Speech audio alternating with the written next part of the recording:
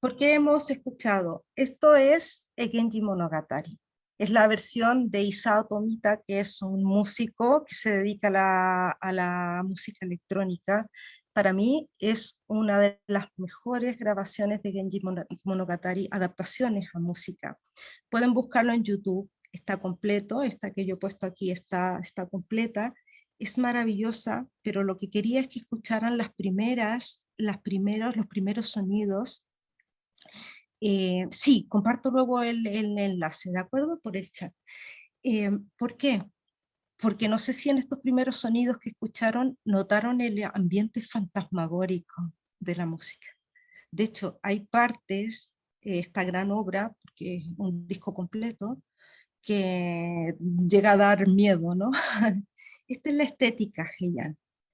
Es una estética bastante oscura en cierto sentido. De hecho, en Kioto todavía hay un templo Heian de la época que está igual, que los árboles caen, que es como un ambiente muy fantasmal, muy fantasmagórico. Eh, es muy bonito, pero es una estética muy distinta a la estética que tenemos en nuestra cabeza cuando pensamos en los japoneses. De hecho, esta imagen que tenemos adelante de Genji Monogatari es una imagen muy posterior, porque la apariencia de esta mujer no es la apariencia de la época Heian, es el peinado que van a usar siglos más adelante, pero no en esta época. Esto es importante, esto es importante. Aquí estamos, por ejemplo. Todas nuestras escritoras de la época pasaron a la ficción. No fueron solo las autoras de los textos que leemos, ¿no? A la derecha tenemos a Seishon Agon, también con un peinado de siglos más adelante, seguro que así no se peinó, así que seguro que no es ella, porque se peinaban como las que tenemos a la izquierda, ¿no? La de arriba es Murasaki Shikibu, la dama Murasaki, y la que está abajo en blanco y negro es Ononokomachi, que es la poeta más famosa de la época, y dicen que era una dama bellísima, pasó a la historia como por ser una mujer hermosísima, y que la que está a su izquierda, que es una imagen mucho más antigua, es la poeta Rokuyo. El poema que puse aquí, El color de las flores ya pasó en vano, mientras mi cuerpo pasaba por este mundo mirando las largas lluvias, es de Ono no Komachi. Ellas mismas, como pasaron a ser personajes, ellas mismas se han transformado en la historia de la literatura japonesa, además de crear a otros personajes, ellas se transformaron en personajes, entonces me parece interesante empezar con ellas. Este universo budista que decíamos, este universo que entraba una nueva religión que era distinta a la religión nativa japonesa, que era el Shinto, introdujo una idea de infierno que no existía antes, que no existe en el Shinto. El Shinto es una religión muy dulce, es una religión politeísta en la que existen muchos kami. Los kami son los dioses, todo es kami, la montaña es kami, la gente es kami, los antepasados son kami, un poco a la idea romana, ¿no? Del culto a los antepasados. Todo es kami, todo puede llegar a ser kami, ¿no? Y además no hay una visión del bien y el mal en el Shinto, y esto es fundamental, porque los antiguos japoneses del Shinto decían, si hay una riada y esa riada estropea tus campos, es malo, pero esa misma riada le va a llevar agua a un campesino que no tenía agua y va a salvar sus campos. Entonces, que algo sea bueno o sea malo, va a depender de quién lo está percibiendo, porque todo en el mundo, todo en la naturaleza, todo en la vida no es ni bueno ni malo. Es para las personas que se transforma en bueno o en malo. No hay nada malo, no hay ninguna manifestación de maldad real que sea pura, no hay manifestación de maldad que sea de bondad que sea pura, ¿no? Entonces, de hecho, los kami, que se supone que son los dioses, nosotros lo traducimos como dioses, pero no es exactamente la misma idea, se enfrentan a los fantasmas, a los yurei que vamos a ver ahora, y son como dos caras de la misma moneda, ¿verdad? Entonces es una religión además muy de la naturaleza, todo tiene vida, los árboles tienen vida, no sé si se acuerdan esos cordones que les ponen a los árboles, ¿verdad? Santos, ¿no? Los espacios tienen vida, las cosas tienen vida, los objetos tienen vida. Entonces, con el budismo entró la idea del infierno, de este infierno. Ya teníamos un infierno, Yume, teníamos un infierno, no, sueño, Yume, teníamos este infierno que habíamos visto antes, pero ahora entra un infierno que es completamente distinto, entra un infierno que viene del budismo hindú, concretamente, que yo no he podido encontrar imágenes como he visto en Japón, que son espantosas, pero sí traje, bueno, algunas que se pueden aproximar. ¿Qué pasa con esto? Se crea este culto. El culto a los antepasados siempre ha estado en el Shinto, pero ahora se crea el culto a los muertos.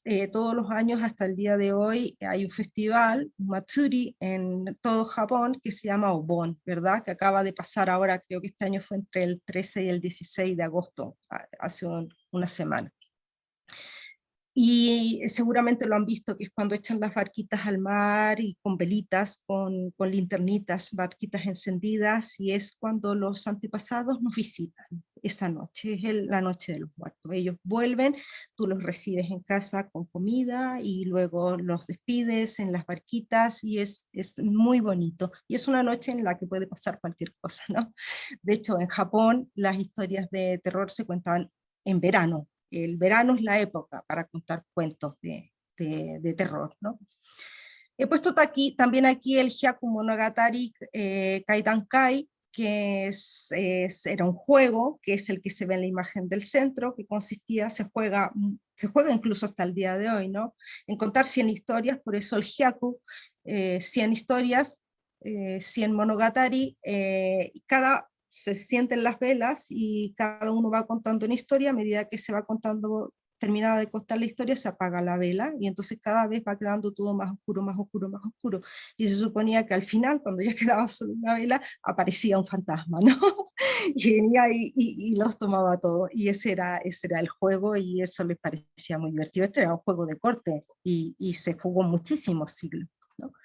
Y la tercera que he puesto es el Hyako Yagyo, emaki. Los emaki son esos rollos largos que se extienden, ¿verdad? Y que tienen un dibujo que dura muy, muy larguísimo, ¿no?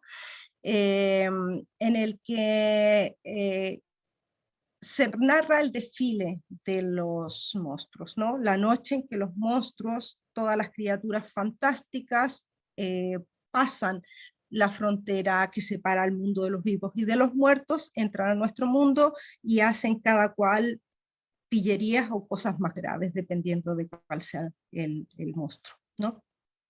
Aquí tenemos el infierno. Son distintas damas, es lo más terrorífico que he encontrado, pero les aseguro que hay imágenes mucho más terroríficas.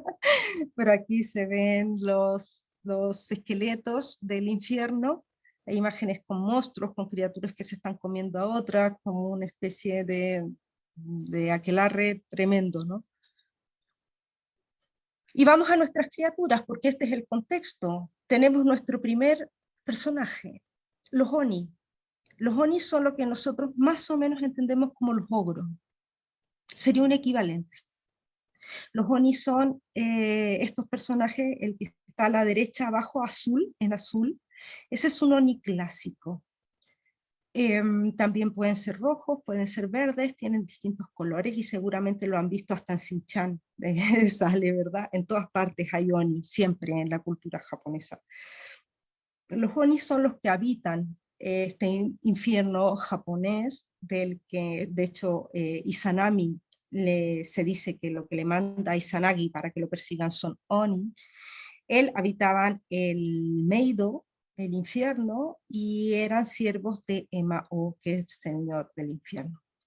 Aquí tenemos una imagen, un ukiyo-e de Hokusai, en la que vemos a un Anya, que es el típico personaje japonés. Es una mujer Oni, con sus cuernecillos, con los colmillos hacia afuera, y aquí está unida a la imagen de Yamauba, que es la mujer de la montaña, y que devoraba bebés, y por eso está con la cabeza de este niño ahí.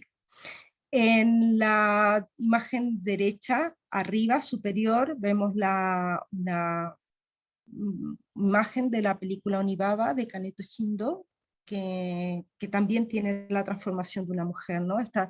Son dos mujeres que roban a los cadáveres de los samuráis que han muerto en guerra, y para asustarlos, la madre se pone esta cara de Anya, ¿no? Y se le queda pegada al rostro cuando intenta sacársela. No voy a contar toda la historia porque se la quería sacar y qué es lo que pasó, ¿no? No puede porque se ha transformado ella en Anya, ¿no? Yamauba es esta mujer que vemos en estas imágenes, en la izquierda, en la derecha, y en el centro una máscara de teatro, ¿no?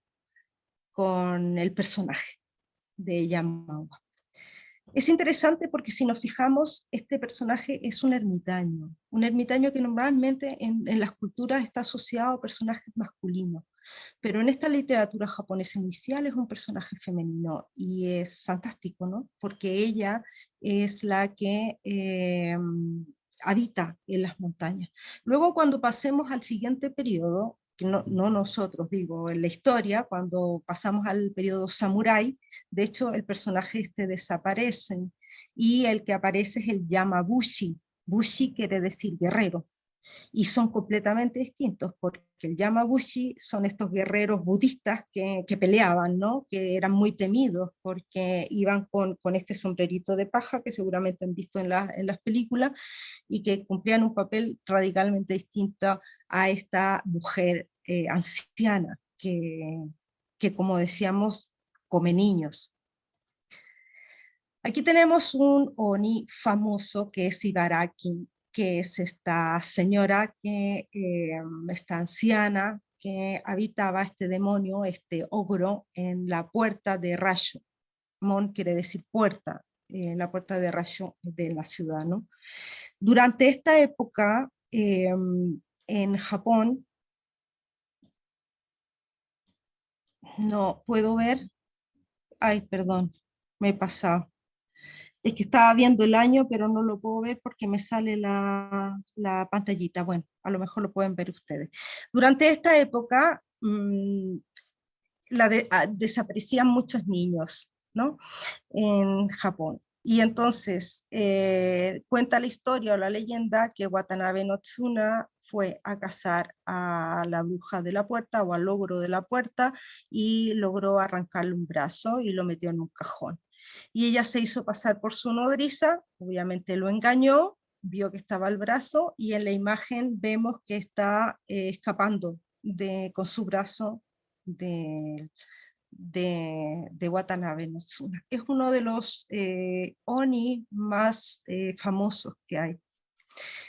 Es interesante porque eh, esta historia tiene un origen muy claro, ¿no? En la desaparición de niños que se estaba produciendo en la Puerta de Rayo, que fue real, que fue un hecho real, que fue mucho tiempo en que se perdían niños ahí, ¿no? Entonces, ¿cómo se inventó la imagen de este Oni para poder justificar esas desapariciones? Los Onis además tienen una otra característica que los hace muy interesantes, porque hay muchos autores que sostienen que los Onis eran los habitantes originarios de Japón, los Ainu. Los Ainus que hoy en día viven aislados en la isla del norte, en la más fría, en Honshu, en Hokkaido. Perdón, Honshu es la isla grande, la de arriba es Hokkaido, eh, que es donde es muy salvaje todavía y hay osos y todo esto, y son estos japoneses con mucha barba, con mucho pelo, que son estilo rusos, ¿verdad? Que tienen aspecto como más ruso. Es un pueblo, es el pueblo originario que fue desplazado y que ha sido muy maltratado por el pueblo japonés durante siglos, y se supone que el personaje del Oni proviene de ellos y del miedo a sus invasiones y también del miedo a los extranjeros.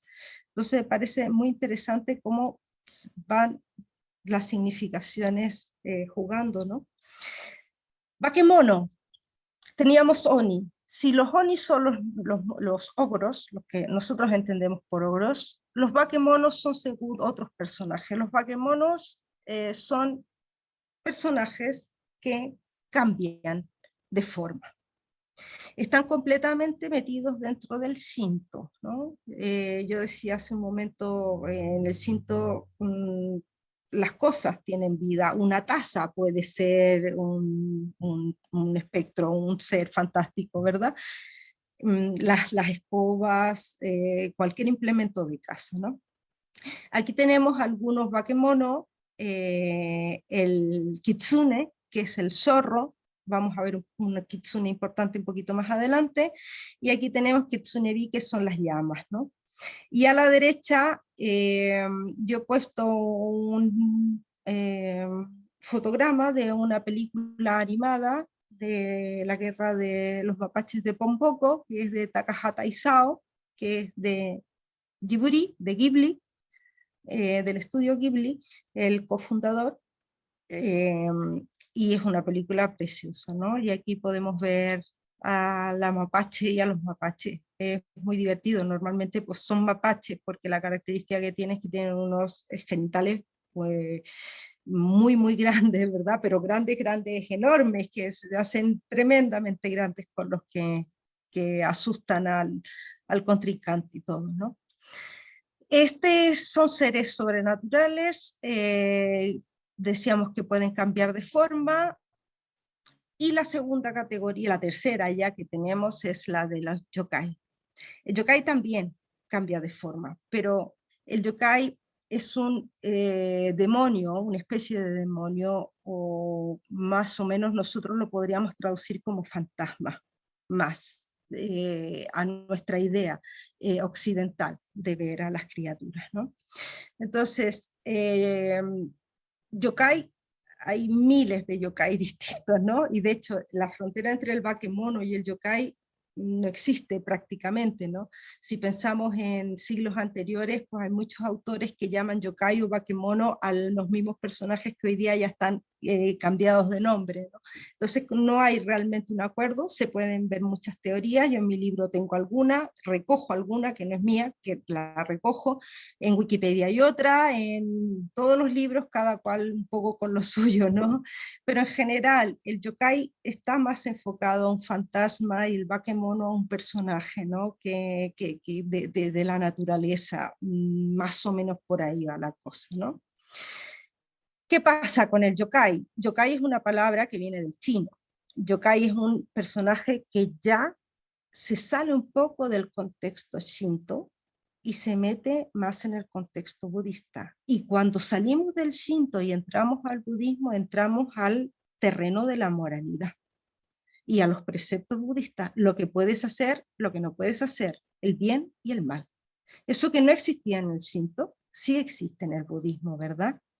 Y entonces tú tienes que hacer tu vida y tienes que desarrollar tu vida de acuerdo a unos preceptos.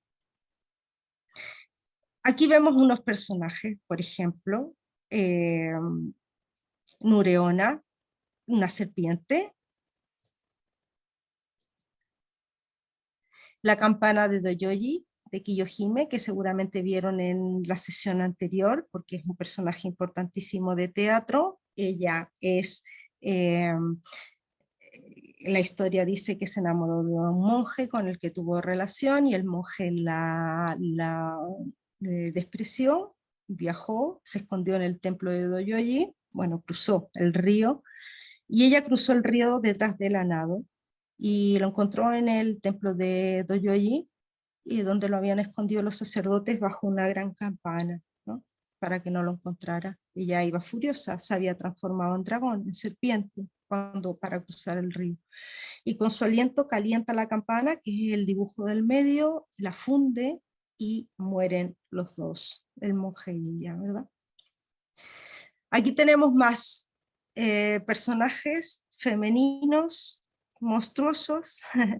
Este también se basa en una historia, se supone que real, de Omori Hikoshiki Shishi, que es el de la izquierda, que llevaba sobre las espaldas a la hija de un guerrero vencido.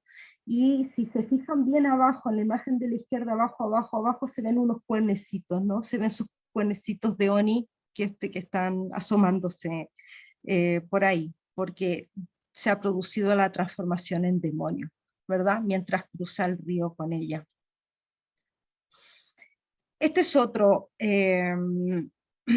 personaje muy importante, otro bakemono, que es la araña. Hay millones de historias distintas de la araña, pero en todas ellas seduce la araña con su tela, seduce al hombre y lo va consumiendo de a poco, mientras mantiene la vida, ¿verdad? Aquí tenemos el guerrero Minamoto Yorimitsu, que está peleando con una araña que es bastante fea, pero se supone que todas se transformaban en mujer y tenían un aspecto muy, muy bonito, ¿no? Este es uno de los más populares, Kutsunoha, que es el zorro, como decía al principio, solo que esta es entre Obake y entre Yurei, entre Yokai, está ahí en medio más o menos, ¿no? Es la historia de un hombre que salva a un zorro de una cacería y ese zorro después vuelve para curar las heridas, se enamoran y se casan y tienen un hijo, que es el pequeño que está aquí. Y un día el niño, cuando ya estaba grande, descubre la cola de la madre, su cola de zorro, que se ha transformado, y entonces ella tiene que abandonarlo, tiene que abandonar la casa porque se ha roto el tabú, porque ya ha sido vista en su forma original, de zorro en este caso, y los abandona. De hecho, este es un personaje real, este niño, no la historia, que fue como una especie de sacerdote, ¿no? Se dedicaba, era encargado de la corte y se encargaba de cosas de la magia, de las cuestiones más mágicas. Futakushi-onna es una de las tantas zonas que hay, un montón de mujeres con distintas características. Aquí tenemos una mujer con dos bocas. El personaje este nació porque se decía en principio que eran las madres que tenían hijos adoptivos y no les daban de comer a sus hijos adoptivos, sino que le daban de comer solo a sus hijos biológicos. Y como castigo, se les creaba otra boca en la cabeza, en la parte trasera de la cabeza. Y esta boca grita, grita, grita, que quiere comer, hasta que la vuelve loca, ¿no? Como se ven las imágenes. También hay otra origen de la historia que dice que esta mujer no comía, que padecía una especie de anorexia, ¿verdad? Y entonces le pasaba esto, ¿no? Y su pelo son como, como tentáculos que le llevan la comida hasta la segunda boca, está la gritona. Yuki Onna, un poco parecida a la historia de Kitsune, ¿verdad? Una mujer que es la mujer de las nieves y que hay muchas historias sobre Yuki Onna, pero en la más famosa ella se encuentra con un hombre anciano y un chico que se refugian en una cabaña porque hay una gran tempestad de nieve que ella ha ocasionado. Y cuando están durmiendo le quita el aliento, absorbe el aliento, la vida, el alma del hombre viejo mientras el muchacho ve qué es lo que está pasando. La cosa es que tiempo después vuelven a encontrarse, pero él no sabe que es Yuki Onna, es otra mujer, es bonita, se enamoran de ella y tienen hijos. Y el trato es que cuando se despidieron, la primera vez que se vieron, Yukiona le dijo, no cuentes esta historia, porque si cuentas esta historia voy a ir a por ti y te voy a matar, ¿no? Entonces vivieron con sus hijos mucho tiempo hasta que un día estaban en casa y él cuenta la historia de Yukiona y rompe el tabú nuevamente, como en todo este tipo de historias, y ella tiene que volver, lo abandona y no lo mata por los hijos, porque tiene que cuidar a los hijos, lo deja con vida. Aquí tenemos la imagen, ella como está cogiendo el aliento del hombre viejo a la izquierda y en la derecha cuando ya deja de tener su forma humana por su cuerpo humano y se va. Bueno, esta es una película de Miike que si no la han visto me parece muy bonita, que es La Guerra Yokai de Takashi Miike del año 2005, que es muy entretenida por si la quieren ver. Ubume es otro de los estereotipos femeninos. Hay muchos distintos. En este caso es una mujer que vaga, que está registrada a lo largo de todas las leyendas del legendario japonés. Es una mujer que va ensangrentada con su niño en brazo y cuando se encuentra con un hombre le da al hijo y le dice, sosténmelo que ahora vuelvo. Y el niño le empieza a pesar cada vez más y más y más y más y más, hasta que se da cuenta que algo está pasando porque la madre no vuelve y el niño ya es pesadísimo, ¿no? Y aquí viene la intervención del sacerdote, ¿no?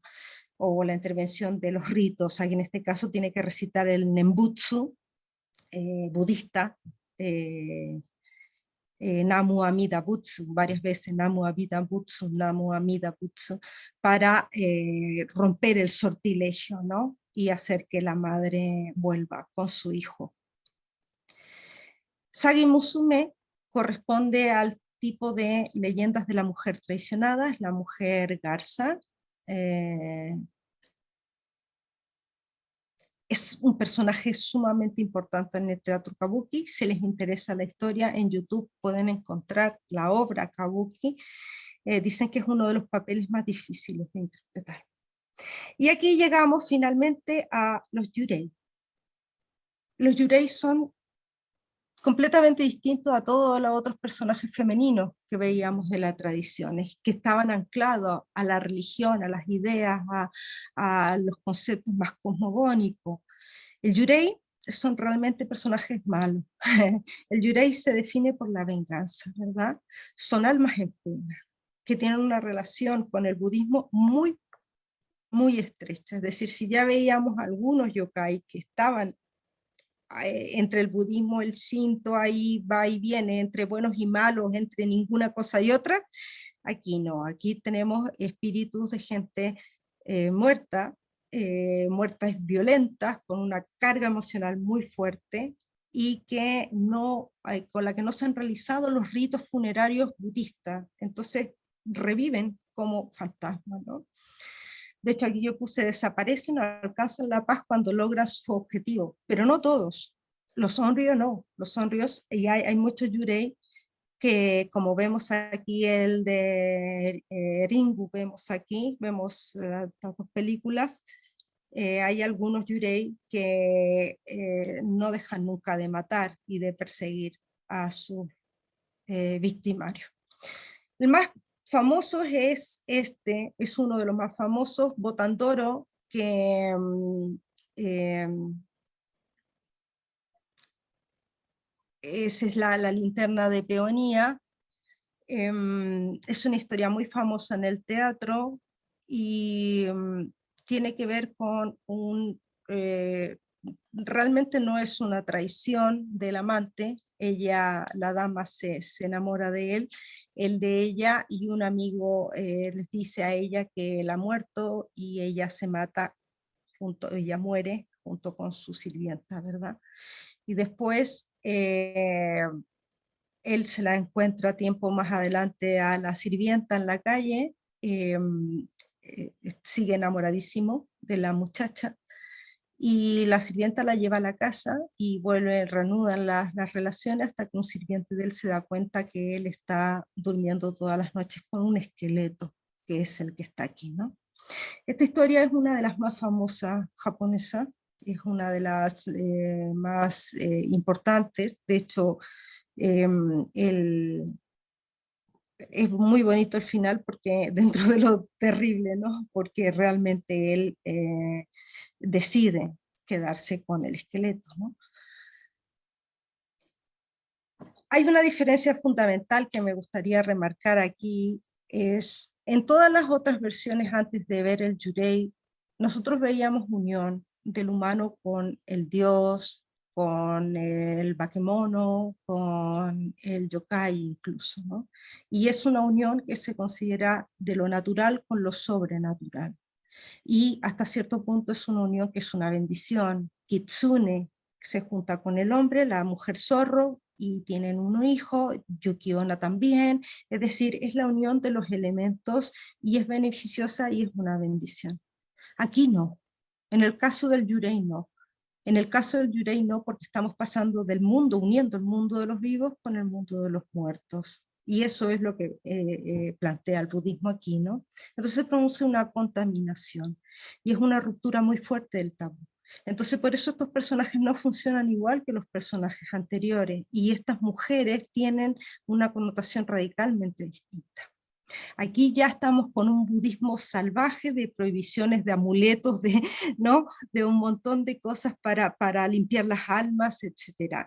Y aquí aparece uno de los personajes importantes de Genji Monogatari, siglo XI, que es Rokuyo, que es una de las amantes del príncipe. El príncipe tuvo muchísimas esposas y amantes, y es un fantasma,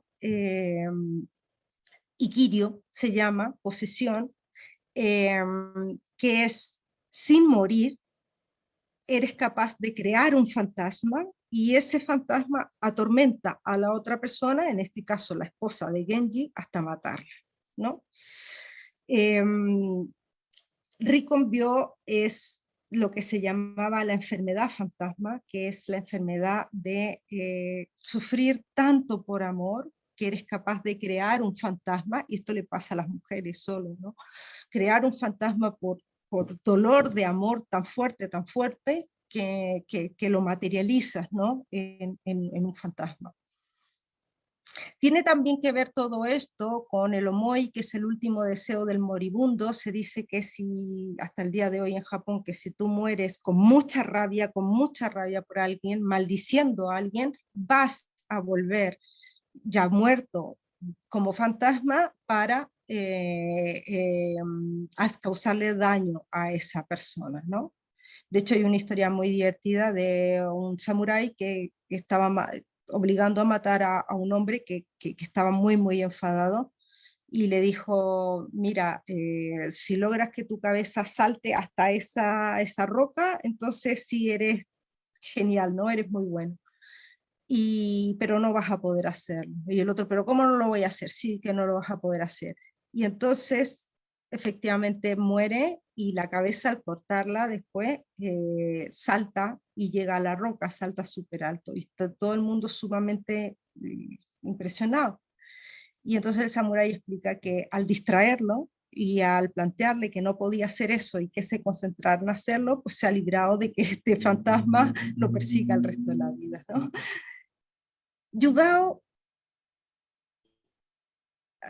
es otra de las amantes del príncipe Genji, ¿no? También se transforma en fantasma, ¿no? Eh, También es asesinada por uno de los espíritus de las amantes de el príncipe. Y aquí llegamos a uno de los clásicos más grandes de la literatura japonesa. Es muy posterior, si se fijan, es de 1823, pero es uno de los más importantes hasta el día de hoy. Es Oiwa, y Oiwa está en todas partes, ¿no? Es una de las historias más dolorosas que hay, porque es de un desamor tremendo. Este es un yurei completo, ¿no? Oiwa fue traicionada por su esposo.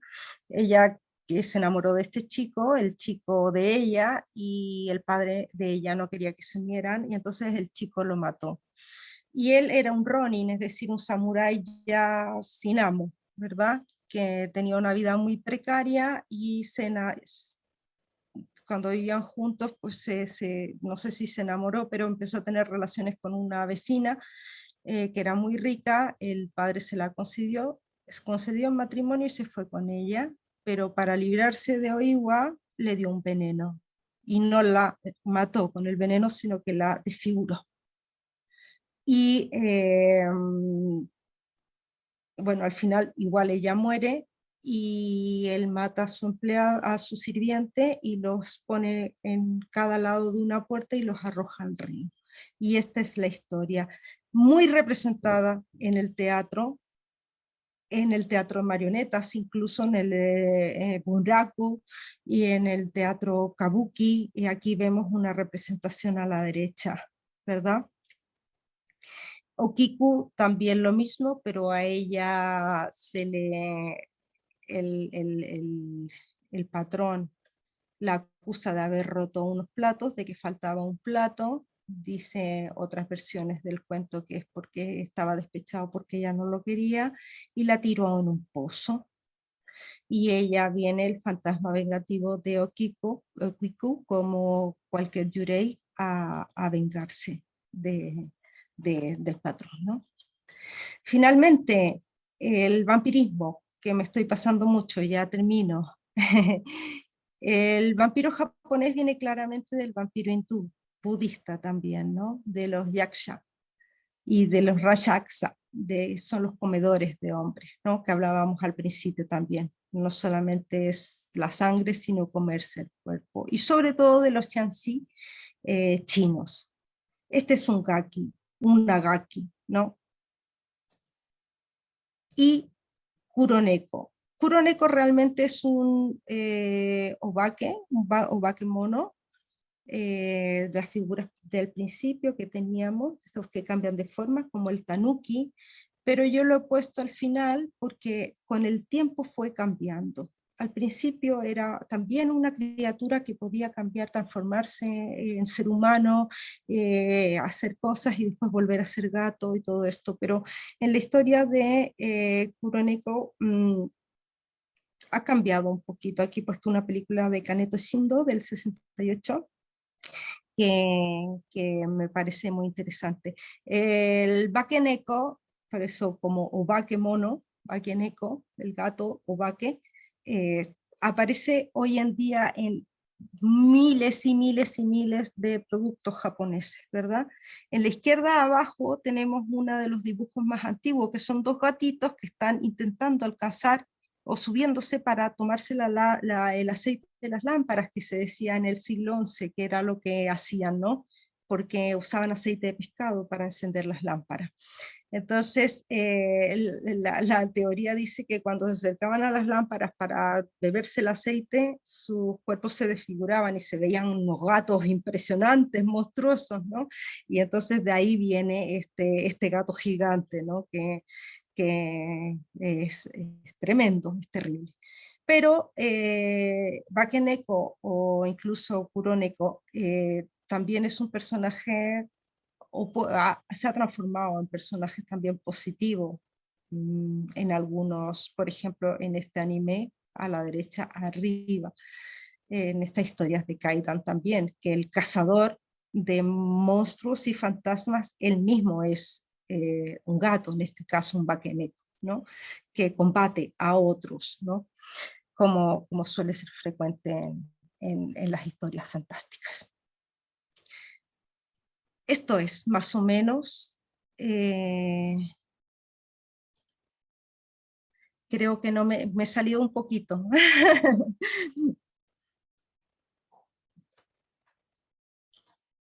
pero solo un poquito. No sé si tienen preguntas o me quieren comentar algo, o no sé, Claudia, si tenemos un minuto para eso o no. Sí, si hay alguien que quiere hacer alguna consulta vía chat o por esta vía.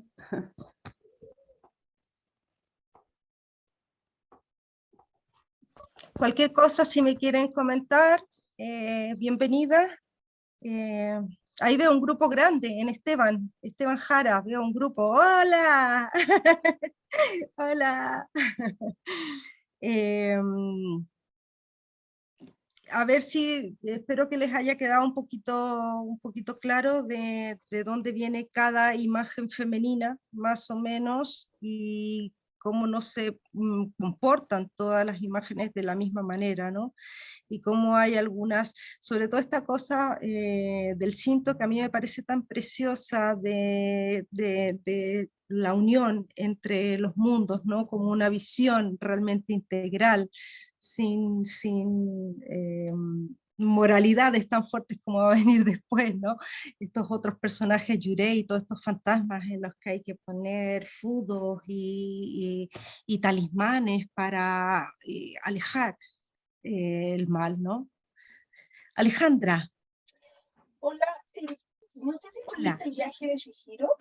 Sí, Sí, y te quería preguntar porque muchas veces cuando hablabas de los Oni y de los que como que recordaban o evocaban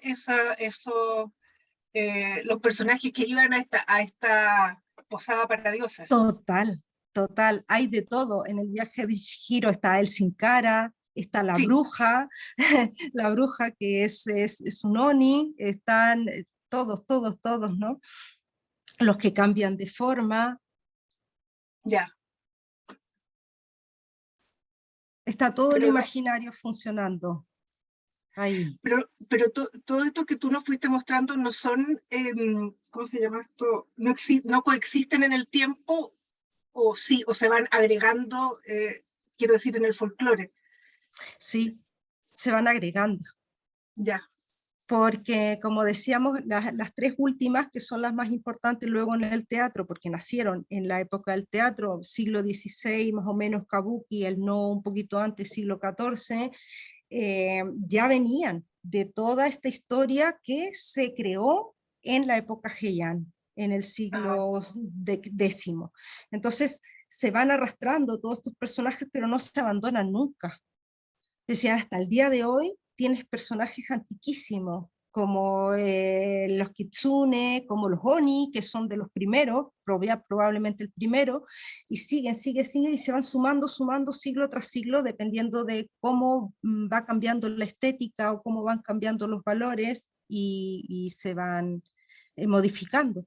Porque piensa tú, por ejemplo, el budismo, cuando empezó en el siglo séptimo, octavo, era un budismo muy mágico, el budismo japonés, en Japón, ¿no? Un budismo muy mágico que se llama budismo tántrico, que era de muchas supersticiones, de hacer muchos rituales, es muy bonito, pero que tiene que ver con toda esta cosa fantasmática de la vida. Y luego el budismo samurái es completamente distinto, ¿no?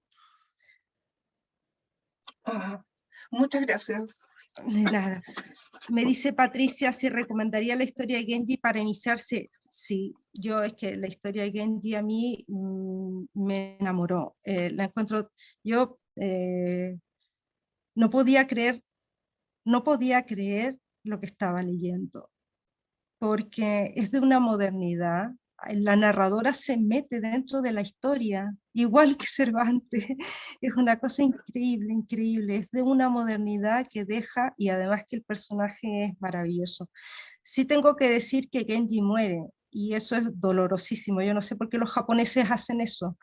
No sé por qué. Es tremendo, tremendo. Siempre tienen que matarlo. No sé si han visto, no es Death Note, sí, Death Note, cuando Sí, en Death Note es terrible y uno dice, pero me has matado a la serie, no me hagas y es para niños, además, en sí, teoría. es tremendo, ¿no? Entonces, claro, lo primero que tú te enteras es eso, pero toda la vida de Genji, o sea, la mitad del libro es la vida de Genji, la mitad del otro libro es el hijo de Genji, ¿no?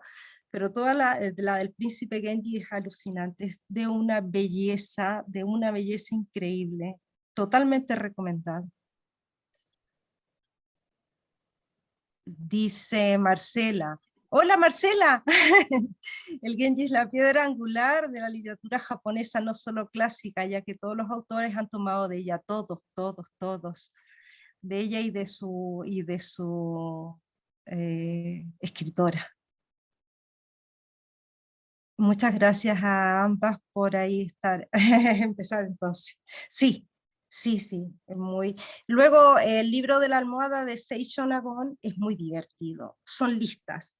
Las cosas que no me gustan, las cosas que me hacen feliz, las cosas que quiero hacer en un día de agosto. Es una locura, ¿no? Dice, pero ¿a quién se le ocurre escribir? Y es copuchenta. Y vas contando las historias de todo el mundo. Entonces es genial porque uno se ríe un montón, porque es deliciosa, es deliciosa. Y también cosas muy poéticas en el libro de la almohada, totalmente, Pamela, sí, también, muchísimo. La literatura clásica japonesa es muy bonita, es muy, muy bonita.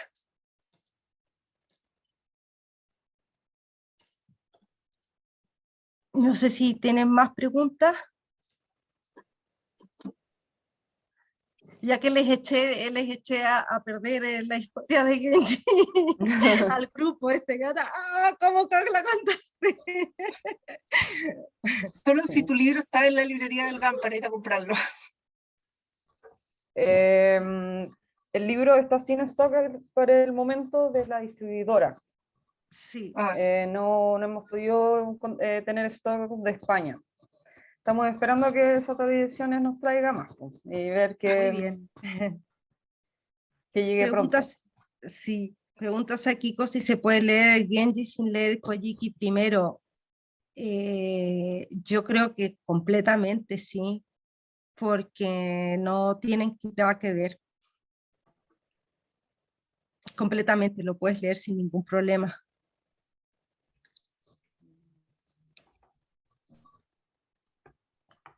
No dijiste nada de todo lo que... ¡Ah!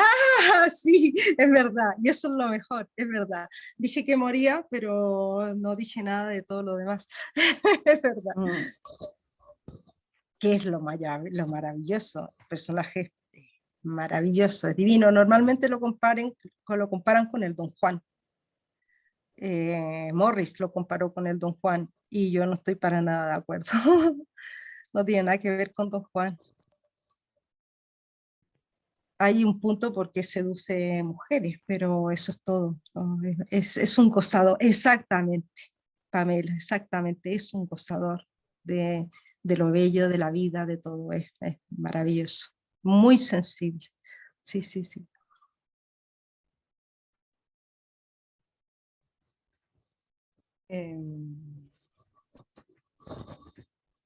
No sé si alguien tiene alguna otra duda.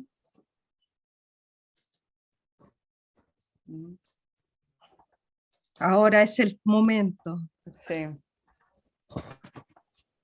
Yo sí, Cora, hay una cosa bien interesante, ¿no? Es que siempre la mujer está relacionada con estos espíritus serpentarios, ¿no? El dragón, ¿no? Y es una cosa que se repite bastante dentro de la literatura, ¿no? El pecado, la mujer, entonces el dragón, y tienen esta Sí. figura. Sí, sí, sí, es verdad. Pero piensa tú que, bueno, en la cultura japonesa el dragón es muy positivo,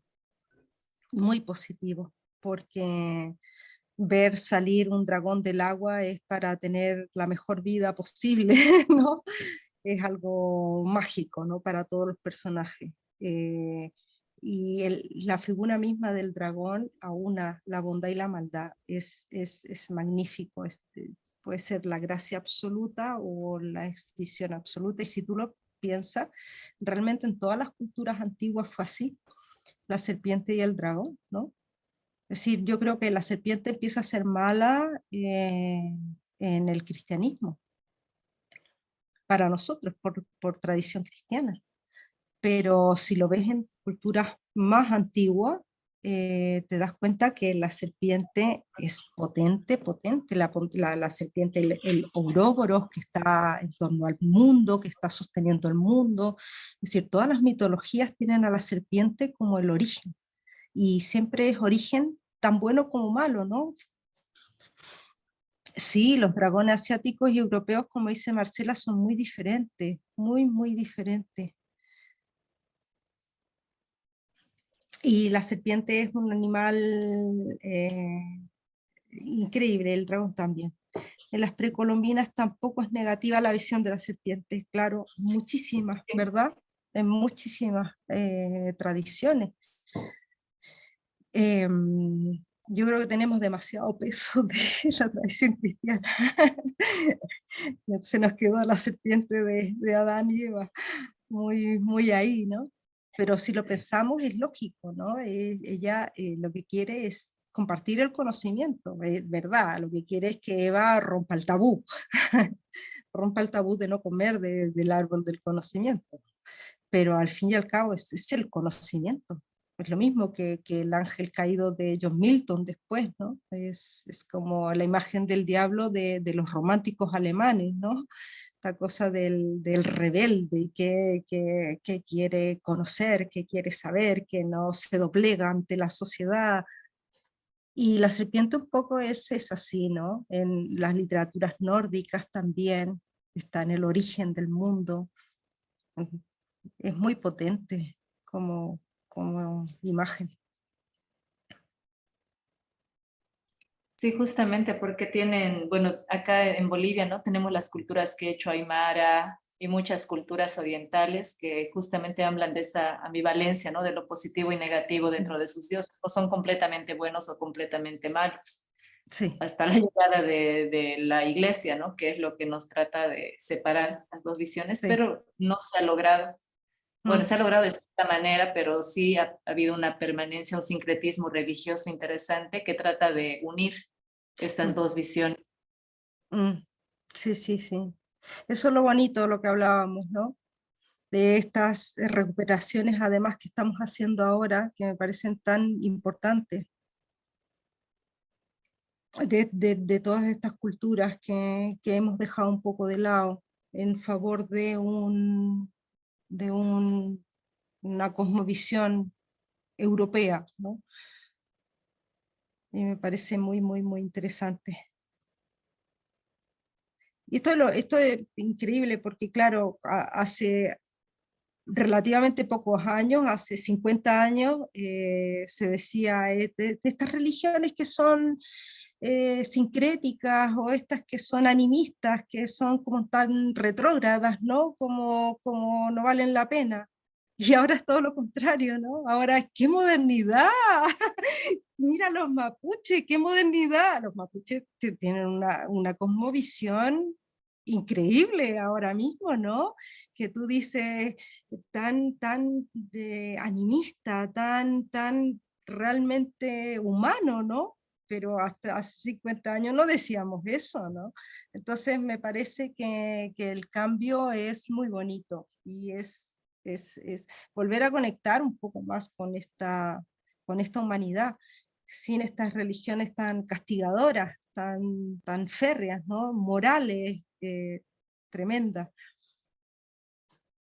Yo creo que por esa razón el Shinto no murió y se conserva hasta el día de hoy, aunque se conserva también el budismo, obviamente mucho, pero creo que el Shinto sigue vivo por eso, porque es realmente una religión muy viva. No sé si llamarlo religión, pero creencia, ¿no? Yo creo que sí que es una religión, pero en fin, tiene ritos y todo, así que sí.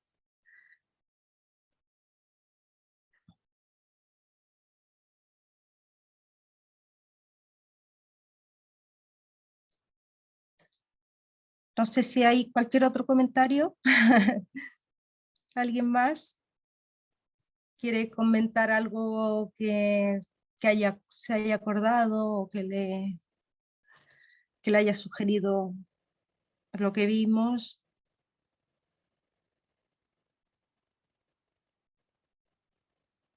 Muchas gracias, Marcela.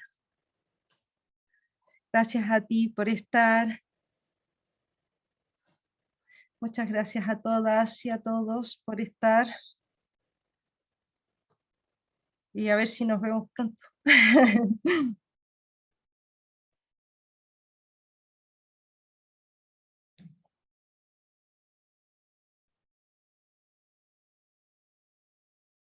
Sí, mañana último día. Muchas gracias.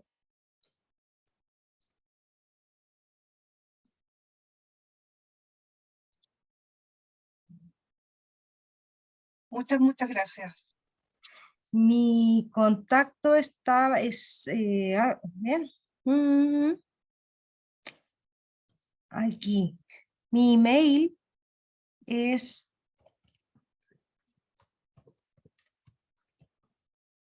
crrequena@ucm.es. Para cualquier cosa que necesiten, me escriben y estamos en contacto. Muchas gracias, Cora. Muchas gracias a ti por tanto entusiasmo. Muchas gracias. Adiós. Muchas gracias a todos.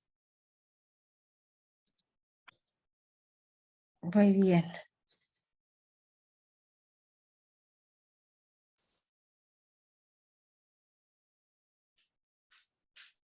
Ahora sí, Ya. no se escuchaba. Espero que podamos encontrarnos de nuevo en otra charla próximamente, Sí, hablando sobre Japón. muy bien, cuando quieran. Muchísimas gracias por la invitación. Sí. Y gracias a todos los participantes que están acá y que, bueno, invitarlos nomás a que vayan a la librería y den una vuelta para conocer nuestra sección de literatura japonesa, historia, ensayo, filosofía, de todo un poco. Que es maravillosa. Maravillosa librería. ¿Esta charla va a quedar en YouTube? Sí, está siendo grabada. Ahí vamos a ver dónde la vamos a dejar. Yo creo que en YouTube e Instagram, probablemente. Ah, ok. La voy a buscar. Entonces, gracias. Nada. Ya. Bueno, muchas gracias. Chao. Chao, Buenas